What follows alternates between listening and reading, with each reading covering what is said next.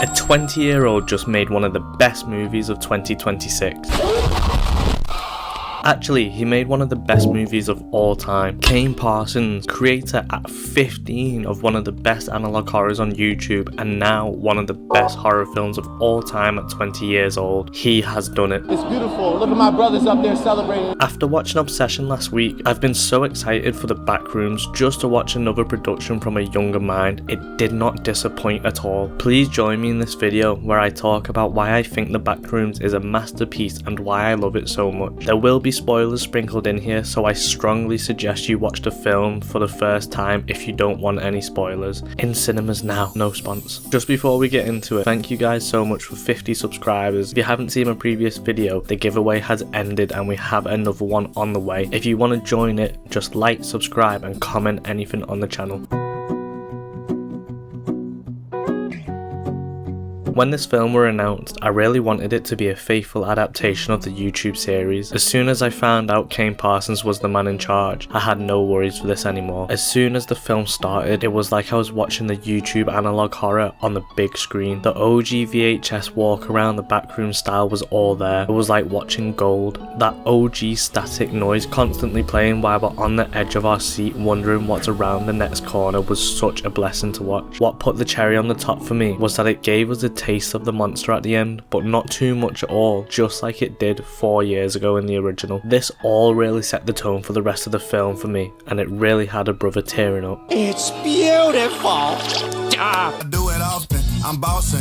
Nigga, the dentist love me. I keep on flossing. When I think of the Backrooms monster, I instantly think of the entity or the life form. I went into the cinema thinking that would potentially be the only entity in the film. Boy, was I wrong. I am a sucker for great monster design, and it often plays a major role in my final thoughts of a movie. Stop motion, Malignant, and Wreck being top examples of this. If you don't want any spoilers on the monster design, click off the video now. The Backrooms create entities based on what it remembers and memories of people that have entered the Backrooms. It distorts the memory, meaning that the entity won't be perfect. Maybe it'll have 2 mouths or 3 sets of eyes. One of these entities in the film being Clark's wife. When this entity moved toward the camera, my blood went warm and I physically squirmed in my seat. The VHS footage style in this scene added all of the anxiety it needed, and I can honestly say it was one of the most gut-wrenching introductions in a film. Kane Parsons, I applaud you for the design of all the entities in this film. There was just shit everywhere,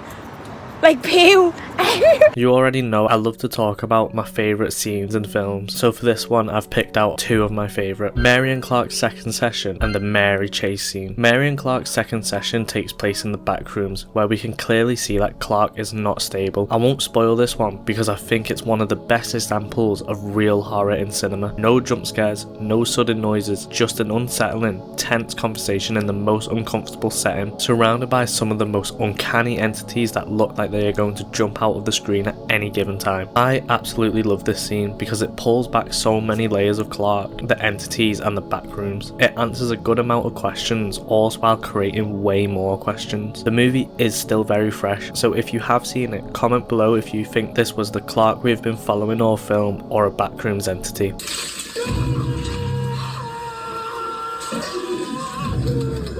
Mary chase scene. In this scene, we watch Mary being chased down by the pirate Clark entity. I felt every single emotion in this chase scene. One moment I felt like she was safe, then I felt like she was going to die. One moment I felt like it couldn't get worse, and then it got worse. One moment I felt like there was hope that she was about to escape, and then I knew she was as far away from that as possible. Once the film had finished, both of my brothers instantly said that this was one of the most horrible scenes in pictures they've seen, and I agree with them. I love it so much. Damn, magic with the brick do voodoo. Magic. Courtside with a bad.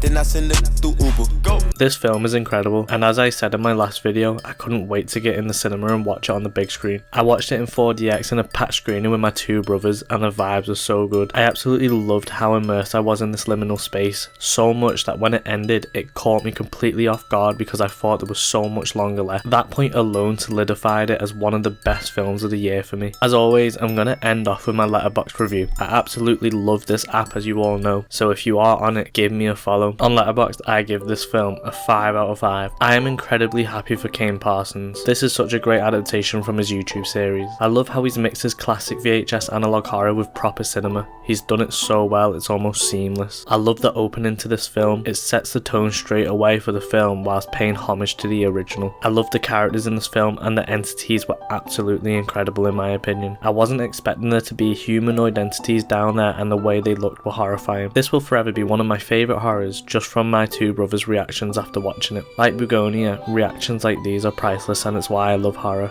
Kane Parsons, I love you. Thank you for watching my video on the Backrooms.